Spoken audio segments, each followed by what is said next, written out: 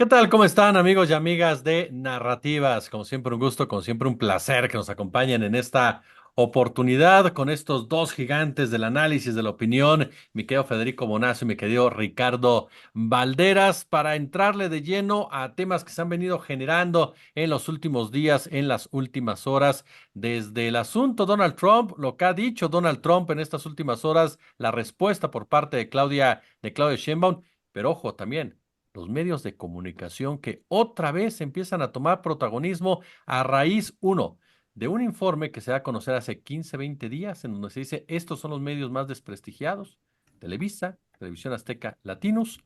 Posteriormente, Sergio Sarmiento repostea un dato de Latinometrics, en donde dice que la credibilidad de los medios caen de 60 a 35%, y Sarmiento le echa la culpa al presidente López Obrador y un factor más, ProPublica. Otra vez ProPublica apareciendo en el escenario con un reportaje que otra vez no presenta pruebas. Mi querido Ricardo Valderas, ¿cómo estás? Querido Jesús, querido Federico, muy contento de compartir como cada semana este espacio con ustedes. Un abrazo a nuestra querida audiencia, listo ya para echar la pluma en este espacio. Federico Bonazo, Fede, un gustazo. Amigos queridos, un gran gusto estar aquí como cada sábado. Los que conozcan la escenografía de narrativas notarán que algo raro está ocurriendo a mis espaldas. Podremos hacer un comentario al respecto en algún momento.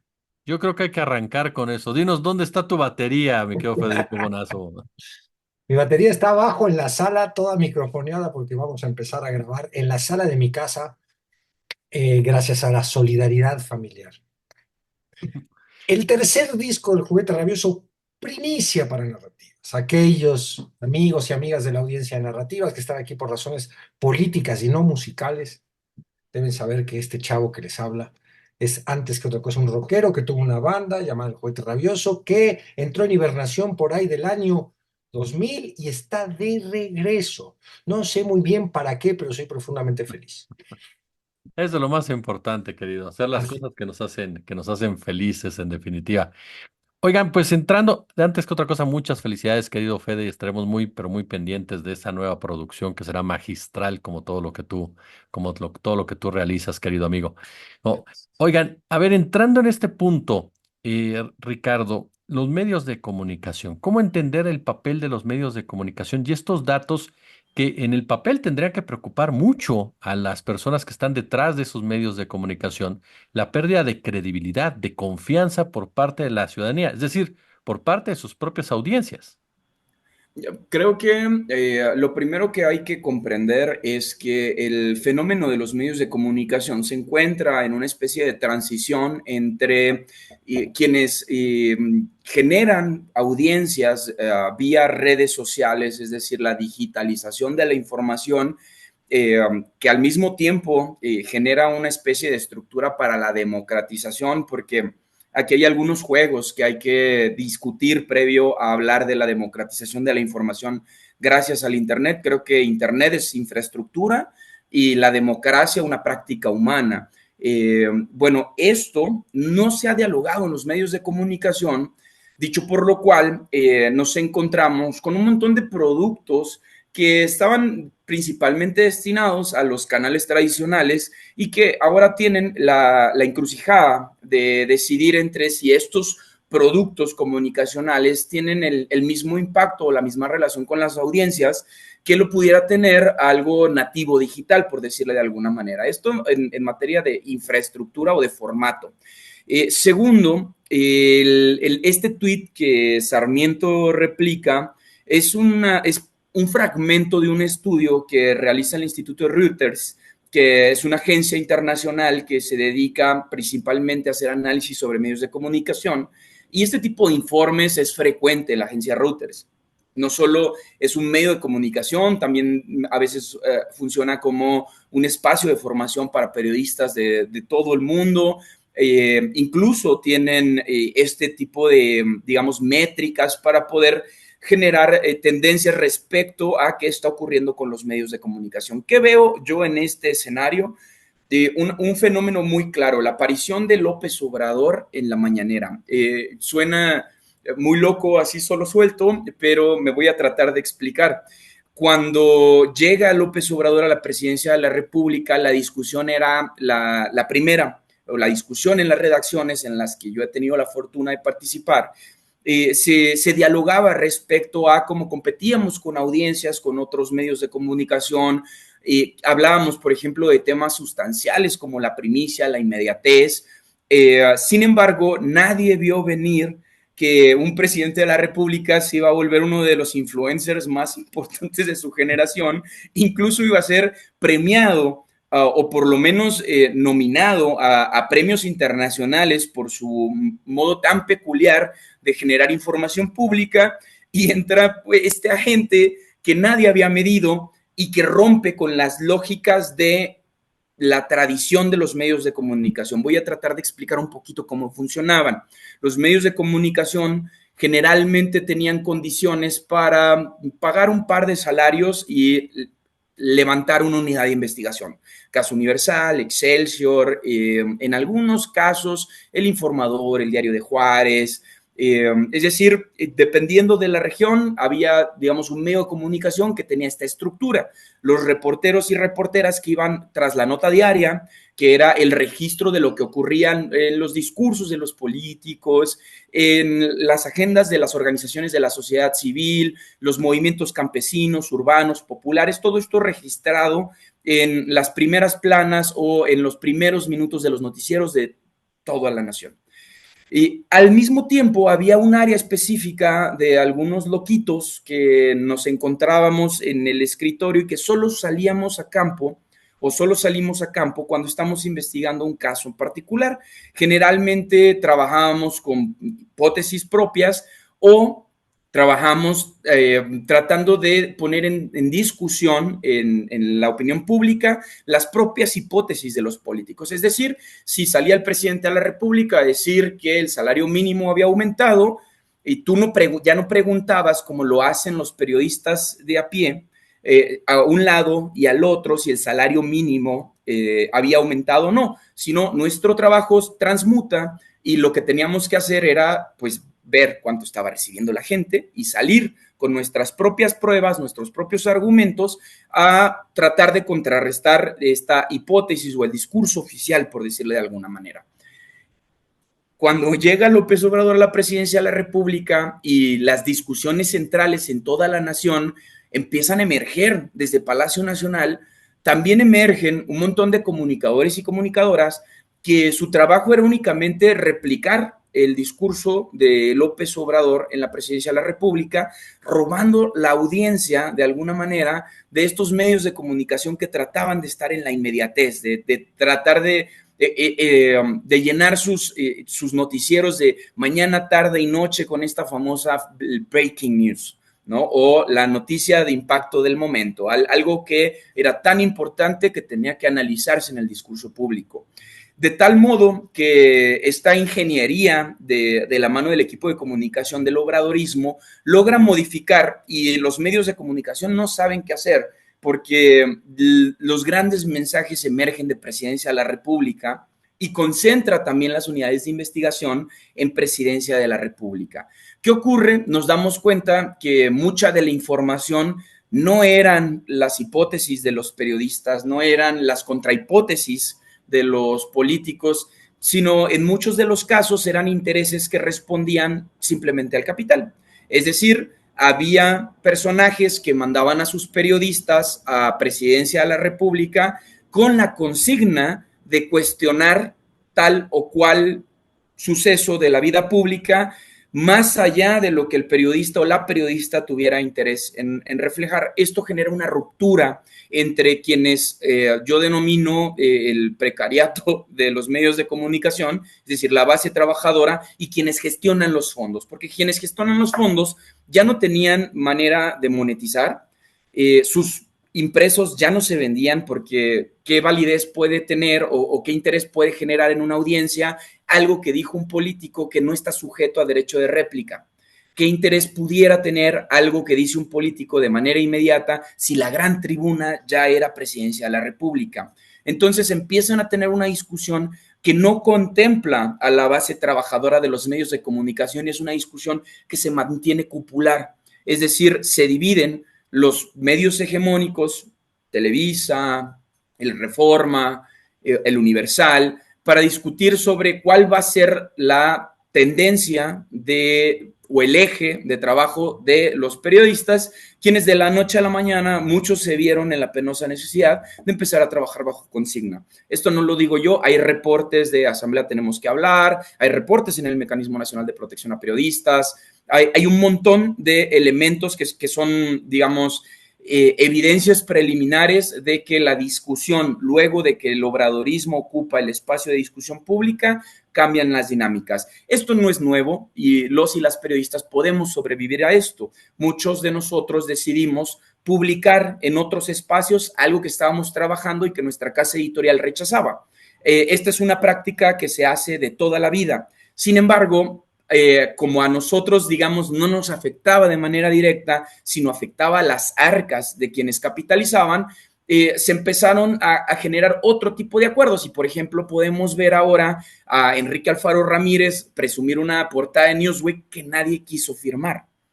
Y entonces simplemente usan el cabezal apelando al prestigio de la base trabajadora que hace Newsweek, pero que ninguna de esas personas quiso abordar la petición de Enrique Alfaro, que dicho sea de paso, este reportaje en particular tiene una práctica antiética en el gremio que es no reportar, que es un publireportaje. Lo presentan como si de verdad alguien se hubiera interesado por el desarrollo en materia de negocios y de infraestructura del estado de Jalisco, cuando en realidad pues nadie lo firma, ¿no? Es un boletín, es algo que muy seguramente el equipo de campaña de Enrique Alfaro, bajo pago, les redactó y que lo publicaron íntegro.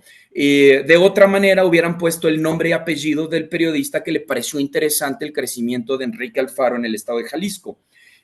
Bueno, esta práctica, que en esta ocasión es del grupo editorial que sostiene Animal Político, se replica en un montón de espacios, tanto a favor del gobierno federal como en contra del gobierno federal, siempre apelando a que los cabezales ya tienen la legitimidad suficiente como para no cuestionar el contenido, sin caer en cuenta que el contenido muchas veces ya no es leído, simplemente la dinámica en redes sociales principal es leer el cabezal y un lead o un balazo que le llamamos en México a la descripción del reportaje.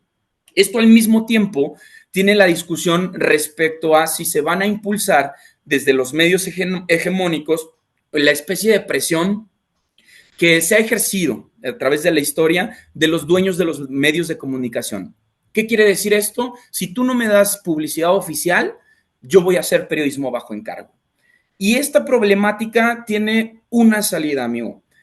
La correcta distribución del recurso público que garantiza el artículo 7 y 9 de la Constitución referente a la publicidad oficial, que lamentablemente el obradorismo no quiso entrarle. Tampoco lo quiso el PRI, tampoco lo quiso el PAN, y es decir, ahora tenemos ya a casi 3/4 de todos los partidos políticos y nadie ha querido regular. ¿Por qué nadie ha querido regular el presupuesto de publicidad oficial? Bueno, desde mi parecer, porque facilita, por ejemplo, la interacción que ha tenido el obradorismo con diarios como La Jornada, que mientras aparecía el priato, mientras estaba el panismo, fueron relegados de la publicidad oficial, como lo hicieron con la revista Proceso, siempre y cuando ellos estuvieran en contra de los gobiernos en turno o publicando de alguna manera lo que el gobierno en turno considerara información en su contra. Cuando llega el obradorismo, esta dinámica cambia y los que perpetúan la captación de la publicidad oficial son Televisa, TV Azteca y aparece La Jornada. ¿Por qué? Porque la ley de publicidad oficial no estipula márgenes en los cuales tú vayas a solidificar el por qué le estás entregando publicidad oficial a tal o cual empresa. Esto permite no enfrentarte con los grandes medios de comunicación que tienen concentrada la opinión pública o que tienen las grandes audiencias, y al mismo tiempo fortaleces grupos editoriales con relaciones que se pueden tener, digamos, discusiones al respecto, como la casa que renta Lira, la la directora de la jornada a la familia de Obrador, por ejemplo, ¿no? Si tienen una relación de este tipo, deberíamos cuestionarnos por qué se le está entregando la mayor parte de publicidad oficial a un periódico que no puede comprobar que tiene un tiraje equidistante, por ejemplo, al de Reforma, al del Universal, al del Excelsior. La idea de la publicidad oficial es publicitar los trabajos del gobierno, es decir, que las áreas de comunicación social tengan la difusión suficiente para que la gente tenga acceso a la información referente a desastres naturales, por ejemplo, la catástrofe ocurrida en Guerrero, por ejemplo, crisis sanitarias. Este dinero normalmente es utilizado de manera ilegítima. Tenemos, otra vez regreso al caso de Jalisco, Enrique Alfaro Ramírez utilizó el presupuesto de salud para pagar portadas en la revista Nexos, en Letras Libres, y a su cónclave de periodistas que eran de alguna manera afines a la gestión de Enrique Alfaro Ramírez. El problema aquí es que no hemos tenido una discusión seria desde ningún proceso del Ejecutivo para, por ejemplo, dar la oportunidad a que la publicidad de oficial sea por método de insaculación. Es decir, que si te toca un año, quedes fuera y des oportunidad a que otros medios crezcan o por lo menos tengan la garantía de tener acceso a la publicidad oficial sin comprometer la línea editorial, porque al final del día el gobierno federal está comprometido y está obligado a prestar el servicio y a atender las necesidades.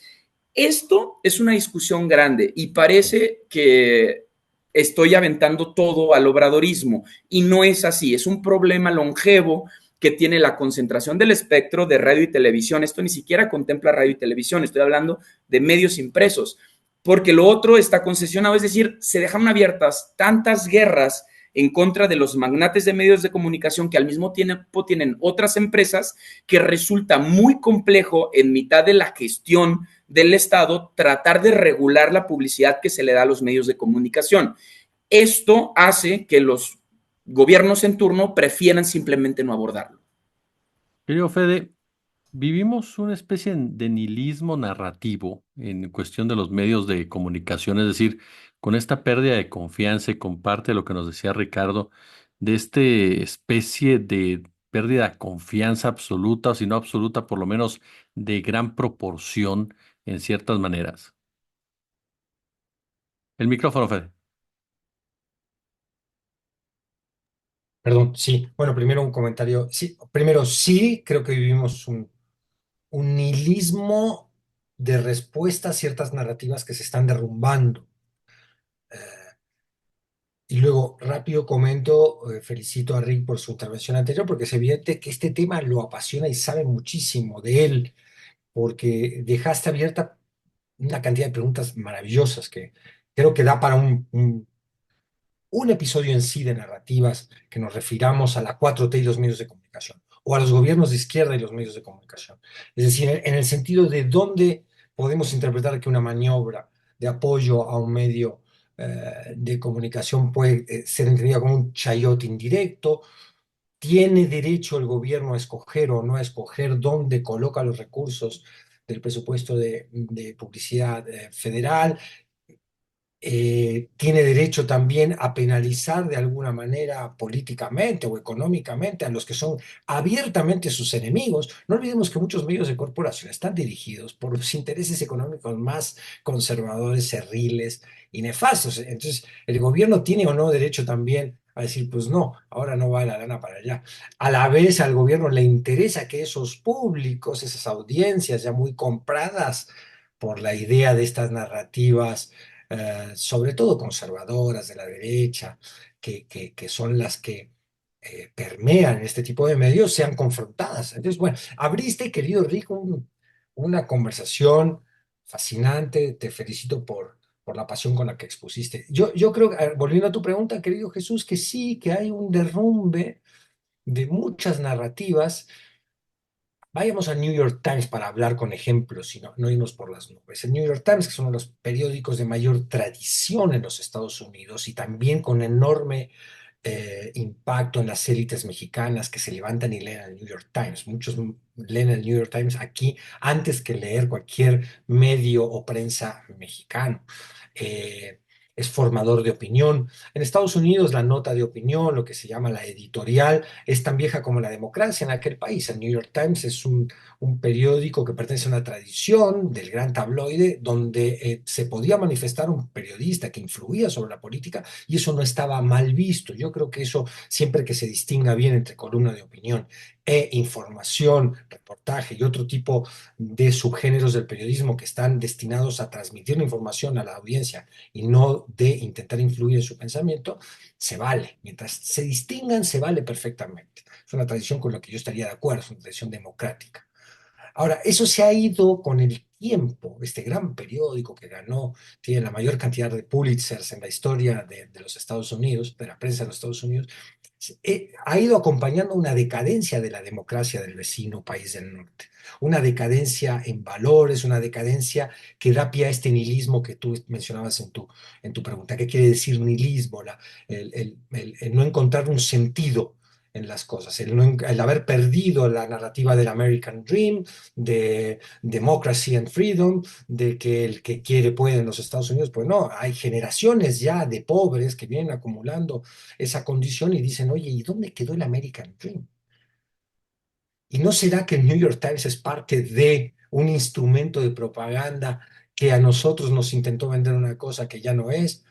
Porque no olvidemos, por ejemplo, el papel del New York Times. Insisto en el New York Times porque hoy está en la discusión pública por lo que ha ocurrido de nuevo con la DEA y estos nuevos ataques a, a López Obrador.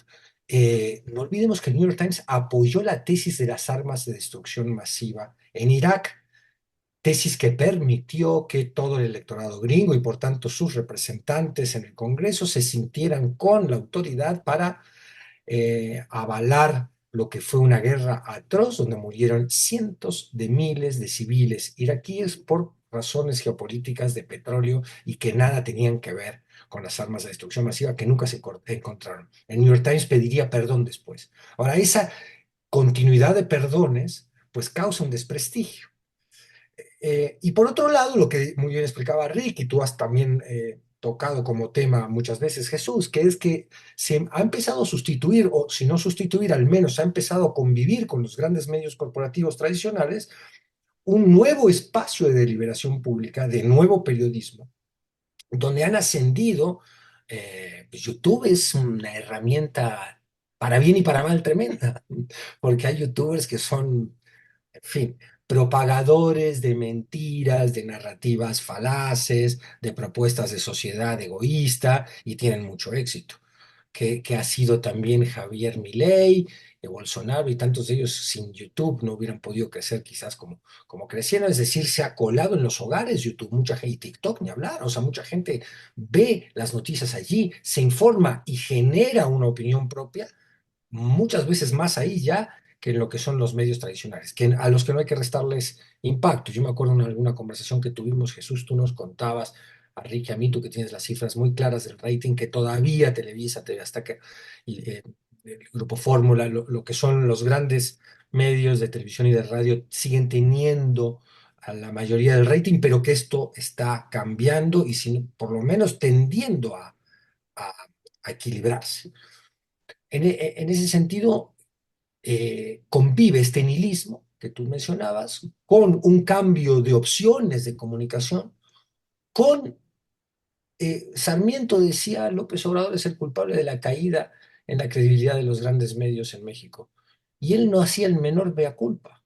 El mismo tuit de Sarmiento es una prueba de que la variable intentar golpear emocionalmente a la audiencia, que es lo que hace Sarmiento, es mucho más fuerte que la de López Obrador si queremos analizarla como variable de impacto sobre la credibilidad de los medios públicos. Los medios públicos han perdido por culpa suya su ineficiencia, su chayoterismo descarado en tantos casos, su condición de alcahuetes del poder. Eso es lo que ha acabado su tumba mediática y si no su tumba, por lo menos su desprestigio. Rick, tocabas un tema importante en muchos sentidos, e incluso lo menciona también Federico. Ya Sarmiento decía, es culpa de Andrés Manuel López Obrador, su aparición en las mañaneras y que porque se la pasa pegando a los medios perdieron esa credibilidad.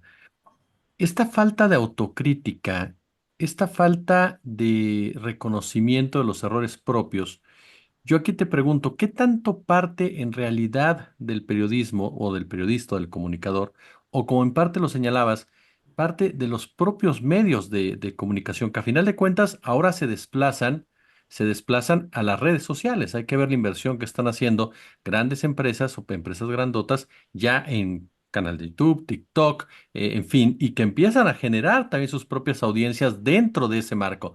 A lo que quiero llegar, querido Rick, con esto es... El periodismo sigue siendo periodismo en cualquiera de sus ámbitos, dependiendo de cómo se ejerza, y tú lo sabes mucho mejor que yo. ¿Qué tanto se perdió el contacto con la realidad por parte de todo este núcleo de comunicadores en el día a día con el mexicano y mexicana de a pie? Primero voy a extender un poquito mi participación pasada solo por un comentario. De lo que estoy ¿Más? No, no sé. hablando, de lo que estoy hablando no es que el obradorismo llegó a generar este conflicto. Estoy describiendo un No. conflicto que tiene más de 60 años en el país y que poco o nada tiene que ver con el obradorismo.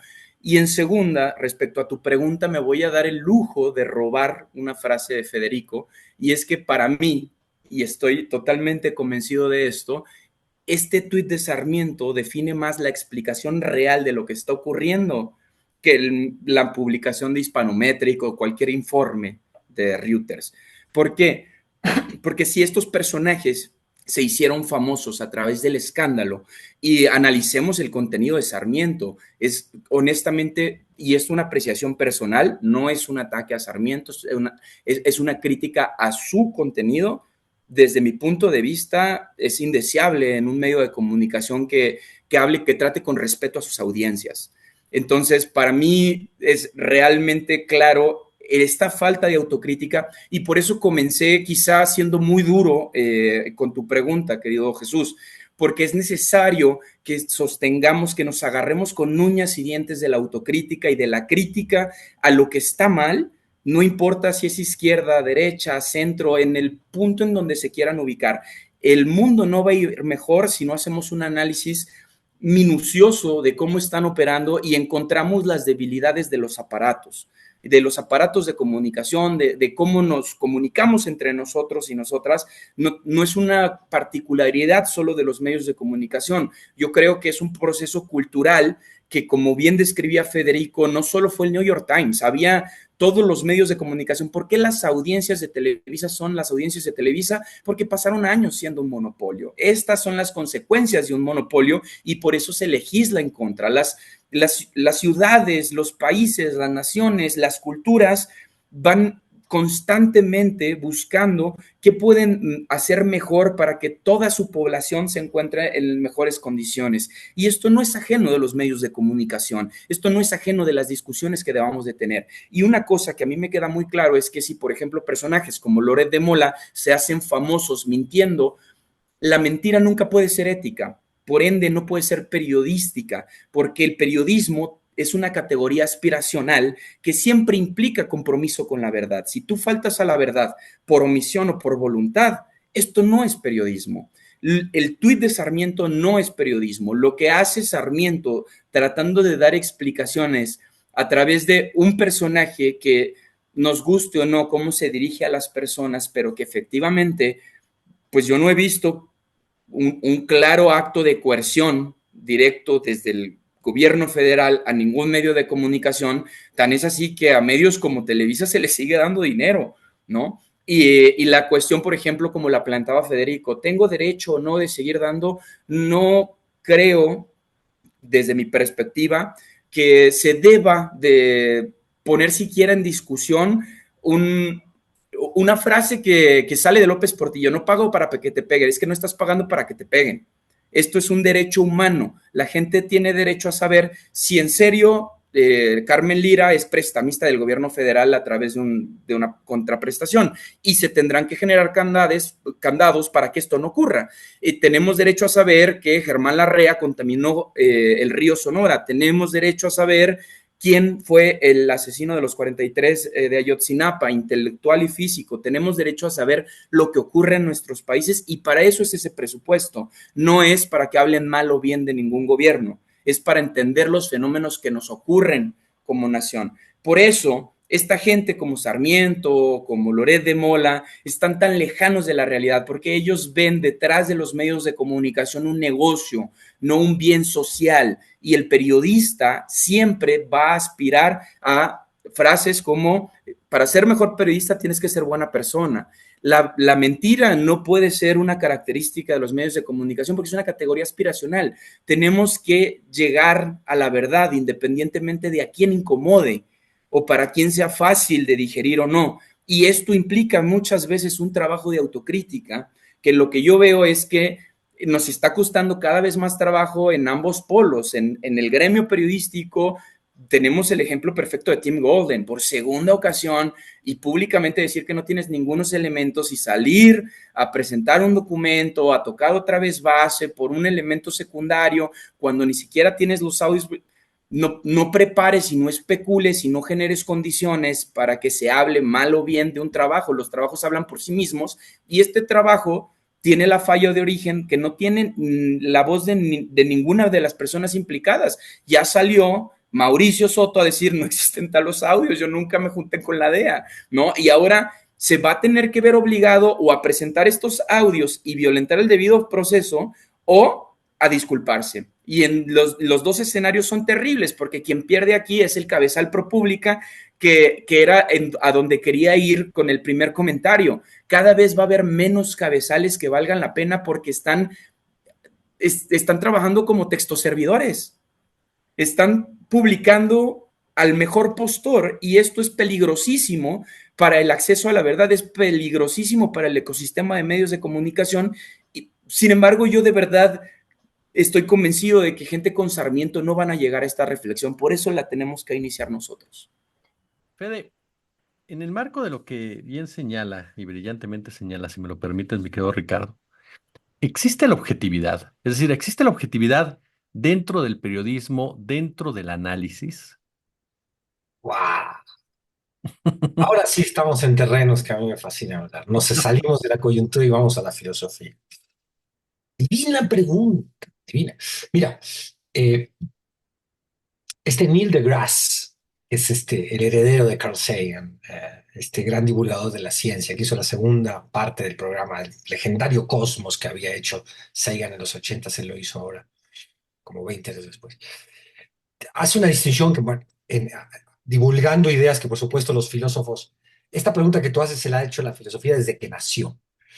Existe la objetividad que se parece, no es lo mismo, pero podemos citar una pregunta que tendría que venir antes, si existe la verdad. Para poder ser objetivo hay que tener una relación seria con la verdad, pero hay que preguntarse si existe la verdad. Neil deGrasse hace un resumen de esta discusión de siglos de la filosofía y dice algo muy padre, dice, está la verdad personal, yo creo en tal dios, en tal diosa, yo estoy enamorado y estoy seguro que estoy enamorado de tal, a mí me gustan los Beatles y son verdades personales, pero después está la verdad objetiva, ¿cómo llegamos a ella? Pues es una discusión epistemológica que a mí me ha fascinado toda la vida, no solo a mí, sino a tantísima gente mucho más inteligente que yo, y la conclusión no está del todo clara, pero por lo menos podemos establecer que la verdad objetiva tiene que cumplir ciertos requisitos, tiene que ser verificable, tiene que estar apegada a la evidencia, tiene que ser sometida a lo que Popper, este gran filósofo de la ciencia, llamaba la falsación, es decir, la posibilidad de comprobar que no es verdad. Es decir, cuando él comparaba el psicoanálisis ya me estoy yendo, pero prometo regresar, nada más, comparaba el psicoanálisis con la teoría general de la relatividad de Einstein, decía, el psicoanálisis no es sometible a la falsación porque es definido en sí mismo. Es un pensamiento que nace en sí mismo y no tiene mecanismos por el cual puedas contrastar si la teoría freudiana es correcta o incorrecta, porque el mismo Freud renegó de la experimentación. En cambio, la teoría de la relatividad ha sido sometida a la falsación innumerables veces desde que la propuso en 1905 el genio de Einstein y hasta hoy sigue siendo verificable. Es decir, la evidencia, y ahí aterrizamos de nuevo al periodismo, como decía el gran periodista argentino Rodolfo Walsh, sigue a los hechos, no te defraudarán. Cuando tú como periodista sigues a los hechos, mm, estás cumpliendo con tu deber y no te defraudarán en el sentido de que tú nunca faltarás a la audiencia cuando seas un fiel traductor entre la evidencia y la audiencia. Entonces, hay una objetividad que no es moral, que no es personal, que no es estética, que tiene que ver, que es científica, que tiene que ver con la evidencia. Y a esa objetividad debe apelar eh, el periodismo y debe apelar la sociedad cuando quiere ocuparse de los temas que la preocupan. Es decir, ¿cómo vamos a solucionar nuestras sociedades si erramos en el diagnóstico? Y no podemos errar, y podemos, mejor dicho, errar en el diagnóstico si somos laxos a la hora de interpretar la evidencia. Es decir, no, en realidad lo de Ayotzinapa, ¿sabes qué? Pues no, no fue tan así, no fue así. Y hubo reuniones de seguridad donde se fraguó la verdad histórica. Y hay evidencia, y esa evidencia está condensada en el segundo informe de la COA. Y los que estuvieron en esas reuniones se sabe quiénes son. Eso es evidencia. Ahí se fraguó el segundo crimen de Ayotzinapa. Entonces es algo que nos desagrada saber.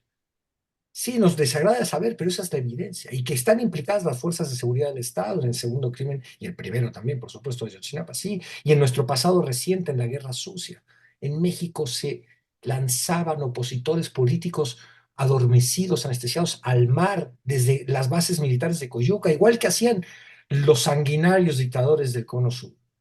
Videla, Pinochet y todas esas bestias que han asolado con su presencia la sola idea de una sociedad armónica donde las personas puedan convivir. Estas bestias que han sido brazos ejecutores de intereses de muy pequeños. Es una evidencia que nos molesta ver como personas de izquierda, decir, va a pasar un sexenio y no pudimos arreglar un tema tan paradigmático como Ayotzinapa, sí, pero es evidencia. Entonces, tenemos que ser respetuosos con la evidencia. La evidencia es interpretable, la evidencia es maleable, la evidencia es distorsionable, la evidencia cuando pasa por el análisis de una persona suena una cosa, cuando pasa por el análisis de otra suena otra cosa. Entonces las audiencias, la ciudadanía lo que tiene que hacer es desarrollar un mecanismo de alerta que le permita a cada persona, a cada ciudadano, saber identificar en la medida de lo posible la cantidad mayor de evidencia posible también. Es decir, bueno, yo voy a ver lo que dicen en narrativas, pero también lo voy a contrastar, a veces hasta con lo que dice Denise Dresser, lo voy a contrastar también con los datos que hay publicados. Este, es verdad que en este sexenio han salido 5 millones de pobres de la pobreza. Bueno, la evidencia muestra que sí, según se mide la pobreza en el Coneval, y entonces ahí podemos también ejercer algún tipo de... La evidencia es escurridiza, no, no es tan fácil de agarrar como pareciera, pero sí hay que tender a la objetividad, así como la ciencia tiende a la verdad objetiva. Los ciudadanos podemos solo tender, porque la verdad absoluta, eso sí, no la tiene nadie. Pero la evidencia es que hay cosas buenas, que hay gobiernos que cumplen con ciertas promesas, que hay gobiernos que con otras no pueden cumplir, quizás aunque quisieran, y tenemos que tener el coraje de enfrentar la evidencia. Yo creo que el periodista, como muy bien definía el periodismo recién Rick, si falta la verdad deja de ser periodista, y el ciudadano, por el bien propio de esto que llamamos país, sociedad, comunidad, debe tener el coraje de enfrentarse con la mayor objetividad posible a la evidencia.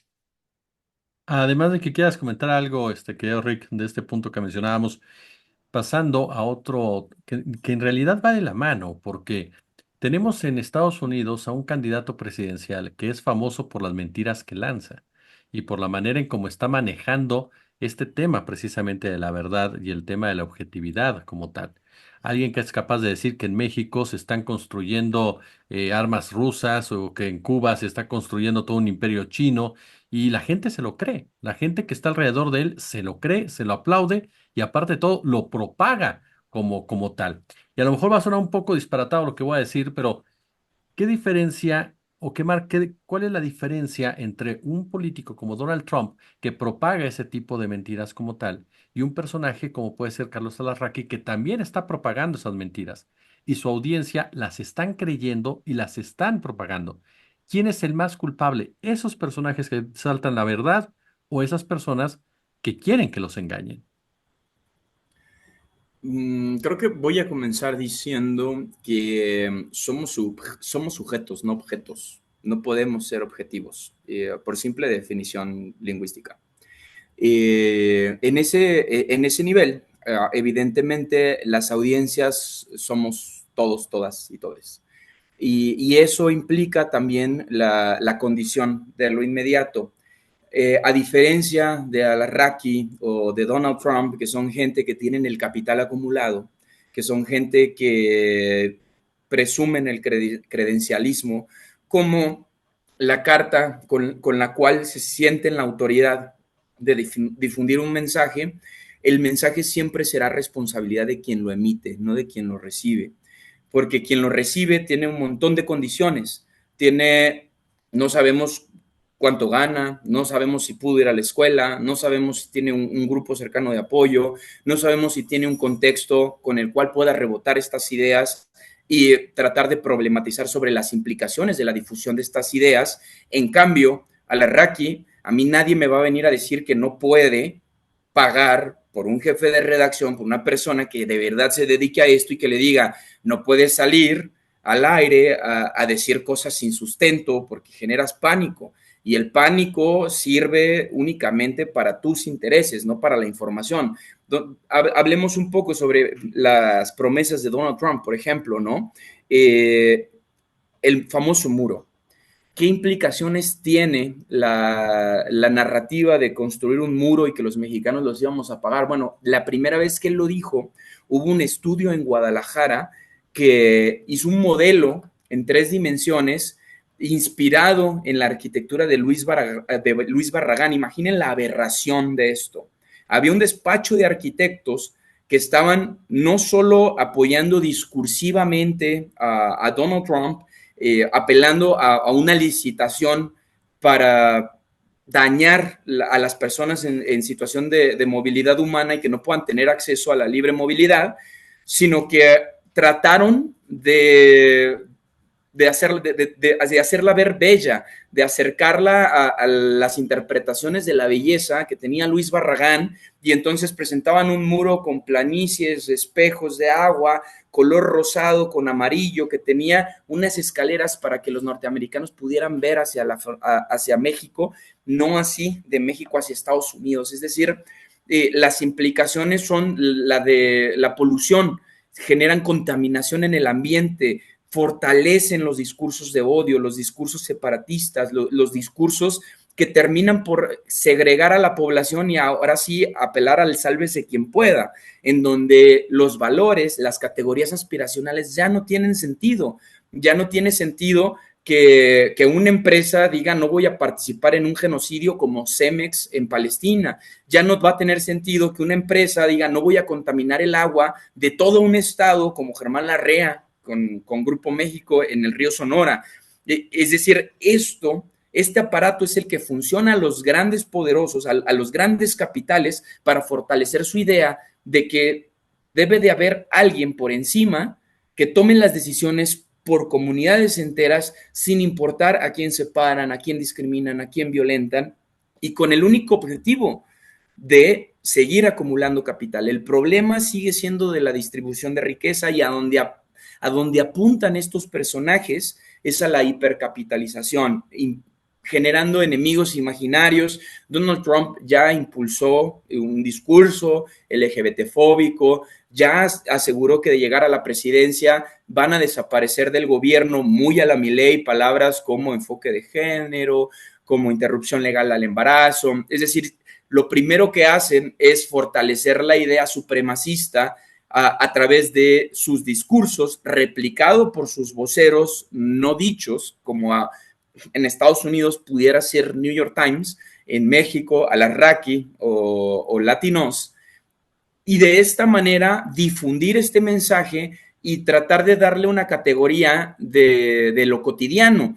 ¿Por qué el muro, por ejemplo? A mí me pareció bien particular el por qué decidió este despacho de arquitectos interpretar el arte de Barragán en una obra que evidentemente violenta los derechos humanos. Bueno, porque va a tener la categoría de arte y lo artístico es abstracto y muchas veces no somos capaces de moralizar lo que estamos interpretando. Recordemos esta discusión que aparece en la escena pública cuando los grupos feministas tomaron los micrófonos y empezaron a decir separemos a la obra del autor. Y entonces es cuando se hace una categorización axiológica de la obra.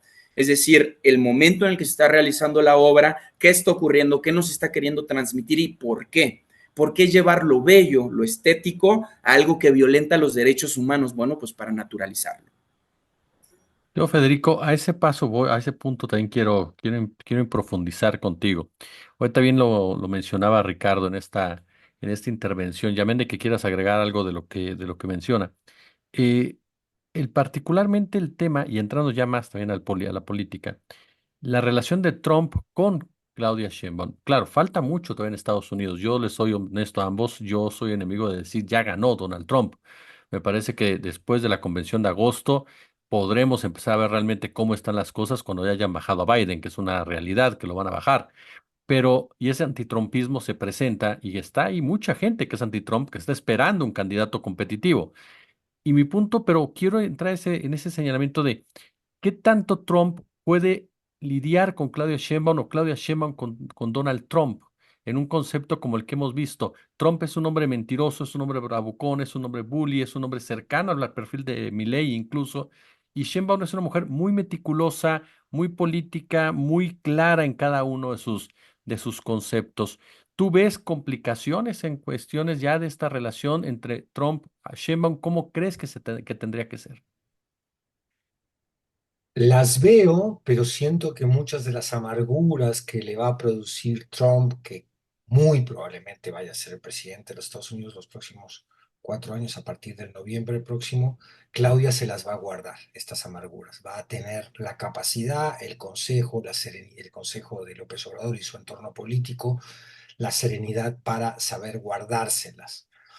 No va a ir a una confrontación estilo, podríamos decir, Chávez, estilo Petro, estilo los líderes de izquierda mucho más radical, que hacían del antigringuismo una identidad. No olvidemos a Chávez en la sala de las Naciones Unidas diciendo aquí huele a azufre después de que se presentó Bush. Tenía razón Chávez, pero todas esas bravuconadas podrán pensar ellos que fueron, para mí eran descripciones. O sea, si el diablo está en algún lado, ha estado siempre en esos poderes militares que han asesinado civiles a mansalva sin la menor preocupación, o peor, teniendo la preocupación de construir una narrativa que justifica el asesinato de civiles, que es lo que estamos viendo, por ejemplo, en el genocidio palestino hoy en día. Yo creo que Claudia va a tener que, no va a tener el talante de estos líderes a los que me estoy refiriendo, no va a ser Fidel Castro, Claudia Sheinbaum. Se va a tener que comer varias, va a tener que aguantar varias, va a tener la capacidad política de hacerlo, va a dar algunas respuestas, sobre todo en el tema migrantes, porque no hay que olvidar dos cosas. Primero, que yo creo que la indudable y genuina preocupación que ha mostrado por los migrantes, el cariño y la fraternidad que ha mostrado este gobierno por los migrantes mexicanos, porque hay una cercanía natural, hay una empatía, ¿no? No se puede describir a la 4T por más que critiquemos sus defectos, sin comprender que es un proyecto político que procura, que ha manifestado la empatía por el otro, por el prójimo, por el migrante, por el pobre, por el desfavorecido social. Eso es una natural relación que hay. Pero hay otra también que es utilitaria, no olvidemos las remesas. Es decir, México va a salir en defensa de sus migrantes de manera fuerte. Hoy en una declaración, Claudia lo decía, o ayer, ya no recuerdo bien cuando lo vi, decía exactamente eso. No vamos a permitir que se estigmatice a los migrantes no son criminales, vamos a combatir la idea de la criminalización de la migración. Ahora, hago un pequeño paréntesis. Si vamos a combatir la idea de la criminalización del migrante, cuando nos referimos a nuestros paisanos en la frontera norte, tenemos que combatir esa misma idea cuando nos referimos a los migrantes que entran por nuestra frontera sur, porque no hay migrantes de primera y de segunda. Somos, y sobre todo en esta región nuestra latinoamericana, donde compartimos cultura, gastronomía, problemas, ideales y sueños, músicas, no jodamos, no podemos tratar a nuestros migrantes como los hemos tratado en este sexenio por culpa de Donald Trump. No hay que olvidar que empezó el sexenio López Obrador con una gran propuesta en cuanto al respeto de derechos de los migrantes y terminó con este garduño que nunca renunció, aunque ocurriera la terrible tragedia de Ciudad Juárez, donde las estaciones migratorias no son estaciones migratorias, son centros represivos policiales, donde todo tipo de violaciones a los derechos humanos ocurren, la más grave de ellas, por supuesto, que mueren migrantes, no solo murieron en Ciudad Juárez durante esta administración, en otras estaciones migratorias también murieron. En fin, hecho este paréntesis, comento que intuyo que Claudia Sheinbaum va a navegar bien las aguas de esa confrontación. Vamos a ver todo el chantaje que hay de Trump con respecto a involucrar a México en la guerra comercial que Estados Unidos tiene con China. Ya hemos visto que va a querer subir los aranceles ha prometido que va a subir los aranceles de los carros eléctricos chinos a una barbaridad. Entonces hay que ver qué va a hacer México, a qué plantas va a apostar, al nearshoring de Tesla o va a coquetear comercialmente con China. Todo parece indicar que México va a mandar muchas señales, como lo vimos también en la mañanera ayer del presidente diciendo, bueno, no, tenemos que fortalecer el lazo comercial con los Estados Unidos. Yo creo que esa va a ser la apuesta de Claudia, no va a virar suicidamente, a apoyar a China o a dar señales que puedan ofender a este gigante, pero va a tener que vivir con los caprichos de este gigante, me refiero como gigante de Estados Unidos, comandado por un díscolo, comandado por un hombre que gobierna desde Twitter, que tiene un nivel de improvisación gravísimo. Eso es lo que yo más o menos puedo prever, pero luego la historia, Jesús, Rick, nos propone sorpresas y veto a saber también qué otro tipo de cosas puedan suceder. Ahí tiene usted, amigo y amiga de Narrativas, este episodio al lado de estos dos excelentes personajes, personas, periodistas, analistas. Mi querido Ricky Valderas, muchas gracias. Querido Jesús, querido Federico, un abrazo. Muchas gracias por su like, por su super chat. Nos vemos la Ya próxima lo semana. dijiste bien. ¿Cómo es super chat? ¿Se dice super chat? Es super Después chat. de veintitantos programas ya lo dijo bien. Bueno, en algún momento tenía que decirlo bien, Mira, ¿no? eso y lo de juguete rabioso ya me pusieron de buenas. Está bueno. Esperamos tu próximo disco, querido Fede. Gracias, van a ser los primeros invitados, va a ser una pachanga fenomenal. Mi Ya querido Fede dijo. Bonazo, muchísimas gracias, amigo. Yo soy el agradecido, Jesús y banda querida de Narrativas. Nos vemos el próximo sábado.